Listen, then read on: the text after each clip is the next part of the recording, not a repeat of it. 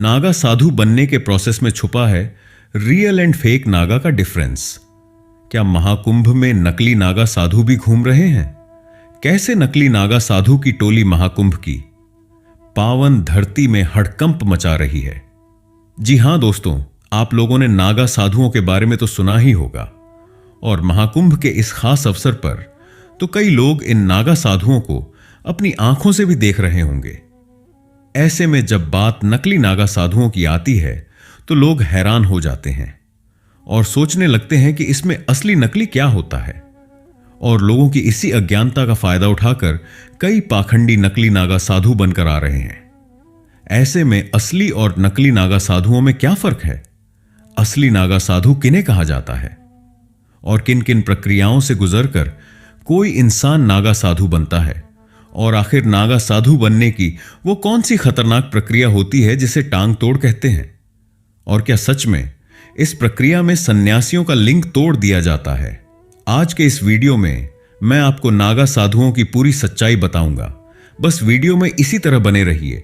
सबसे पहले दोस्तों, आज के समय में लोगों को लगता है कि अगर कोई निर्वस्त्र है और उसने अपने शरीर में भस्म लगा रखा है तो वो नागा साधु बन गया, जबकि यह सरासर गलत है। कोई भी निर्वस्त्र होकर खुद को नागा साधु की उपाधि नहीं दे सकता, क्योंकि नागा साधु बनने के लिए कई अलग अलग प्रक्रियाओं से गुजरना पड़ता है। खास तौर पर अगर कहा जाए तो नागा साधु बनने की 3 अहम स्टेजेस होती है, जिसमें पहली स्टेज होती है स्कूल में एडमिशन लेना। जी हां, जिस तरह हम अपनी शिक्षा शुरू करने के लिए किसी स्कूल में एडमिशन लेते हैं ताकि विद्यार्थी जीवन शुरू कर पाए, इस तरह सांसारिक दुनिया को त्याग कर अध्यात्म की दुनिया में जाने के लिए भी व्यक्ति को लेखा जोखा रखने वाले मठ के आदमी के पास जाना होता है, जो व्यक्ति का नाम, उसके जन्म की तिथि और तारीख और उसके गुरु का नाम, किस दिन वह मठ में शामिल होने के लिए ज्वाइन कर रहा है, यह सब कुछ दर्ज करता है। एक बार जब नागा साधु बनने वाले कैंडिडेट की सारी जानकारी दर्ज हो जाती है, उसके बाद उसका सिर मुंडवा दिया जाता है। फिर वह अपने गुरु के पास पहुंचता है। ये गुरु उसके मंत्र गुरु होते हैं, और फिर दोनों गुरु और चेला पवित्र अग्नि के साथ त्रिकोण बनाकर बैठते हैं ताकि वो ईश्वर को फूल और जल अर्पित कर सके। इस अवसर पर 4 गुरु और मौजूद होते हैं जो चेले को 4 चीजें देते हैं, जहां पहली चीज होती है विभूति यानी कि भस्म, दूसरी होती है लंगोटी, तीसरा होता है जनेऊ और चौथा रुद्राक्ष। इसके बाद नागा साधु बनने के इच्छुक व्यक्ति के सिर पर जो छोटी बंधी होती है वो भी हटा दी जाती है। फिर मंत्र गुरु अपने चेले के पास जाता है और कान में 3 बार मंत्र फुसफुसाता, और यहां से भविष्य के नागा साधु को नया नाम मिलता है। इस नए नाम के साथ पहली स्टेज पूरी हो जाती है, और यहां से नागा साधु बनने वाले कैंडिडेट को महापुरुष कहा जाता है। यहां से शुरू होती है दूसरी स्टेज, जिसमें चिता का होना सबसे ज्यादा अनिवार्य है। जी हां दोस्तों, इस स्टेज में महापुरुष से सन्यासी बनने का सफर तय होता है, और यहां पर सबसे ज्यादा जरूरी चीज होती है यज्ञ। हालांकि यह साधारण यज्ञ जैसा नहीं है, बल्कि विराट हवन नाम का यह यज्ञ हमेशा कुंभ मेले के समय ही होता है। जी हां, कोई भी व्यक्ति बिना कुंभ मेले के नागा साधु नहीं बन सकता, जहां यज्ञ और सारी प्रक्रियाएं नदी के तट पर होती हैं।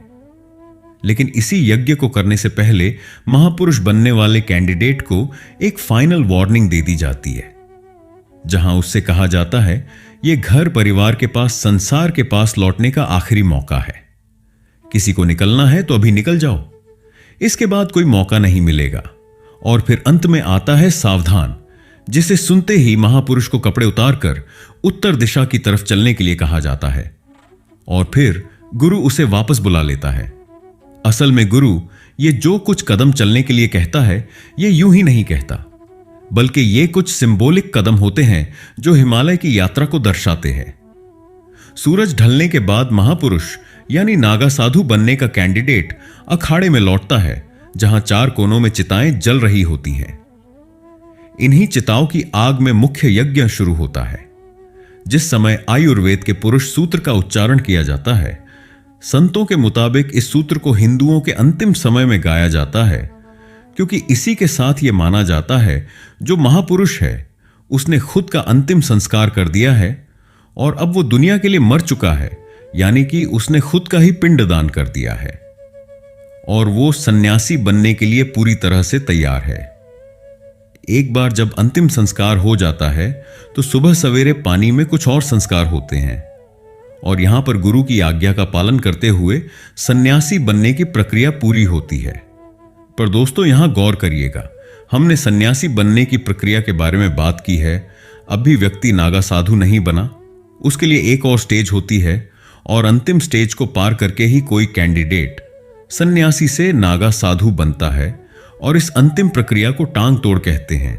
दोस्तों ये फाइनल स्टेज होती है जो सबसे कठिन परीक्षा भी कही जा सकती है, जहां ये घड़ी रात के घने अंधेरे में आती है, जिसे खास तौर पर कीर्ति स्तंभ पर पूरा किया जाता है। असल में कीर्ति स्तंभ किसी भी नागा अखाड़े के बीचों बीच में एक लंबा स्थापित खंबा होता है जो नया नया सन्यासी बना है। वो 4 श्री महंत्रों के साथ कीर्ति स्तंभ के सामने पहुंचता है। एक आचार्य आता है जो जल का लौटा लिए होता है। आचार्य सन्यासी के ऊपर जल डालता है और फिर पूरी ताकत से उसका लिंग खींचता है। एक बार नहीं, 2 बार नहीं, बल्कि 3 बार सन्यासी के लिंग को खींचा जाता है। इस प्रक्रिया को टांग तोड़ कहा जाता है। मान्यताओं के अनुसार इस प्रक्रिया में सन्यासी के लिंग के नीचे का मेम्ब्रेन टूट जाता है और फिर लिंग कभी उत्तेजित अवस्था में नहीं आ सकता। वासना से किसी भी किस्म का कोई संबंध नहीं होता और तब जाकर कोई सन्यासी पूरी तरह से नागा साधु बनता है। एक नागा साधु ने खुद ये बात कही है, जब सन्यासी से नागा साधु बनने के लिए टांग तोड़ प्रक्रिया होती है तो जब वो लिंग पकड़ते हैं तो दिमाग काम करना बंद कर देता है। इतना दर्द होता है कि इंसान लगभग बेहोश हो जाता है। अपने पैरों पर खड़े होने में घंटों लग जाते हैं। उसके बाद ही बाकी के संस्कार पूरे करवाए जाते हैं। तो दोस्तों समझ आया आपको एक इंसान को नागा साधु बनने के लिए किन किन मुश्किलों का सामना करना पड़ता है, जहां सांसारिक दुनिया तो छोड़नी ही पड़ती है, उसके साथ साथ जीवन भर के लिए साधु के अंदर काम वासना ना प्रकट हो, उसके लिए उसे इस खतरनाक दर्द से गुजरना पड़ता है।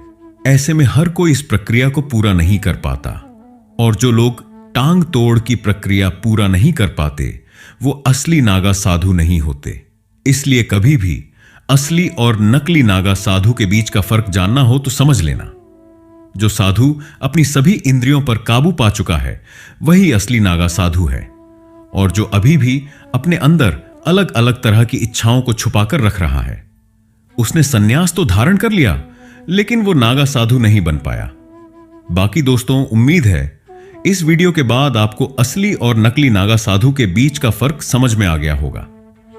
वैसे ही आप प्रयागराज के इस महाकुंभ में जाकर अद्भुत नागा साधुओं को देखना और उनसे मिलना चाहते हैं? अगर हां तो अपना जवाब हमें कमेंट में जरूर देना और इसी तरह के वीडियो को देखते रहने के लिए हमारे चैनल को लाइक, शेयर, सब्सक्राइब करना बिल्कुल भी ना भूलना।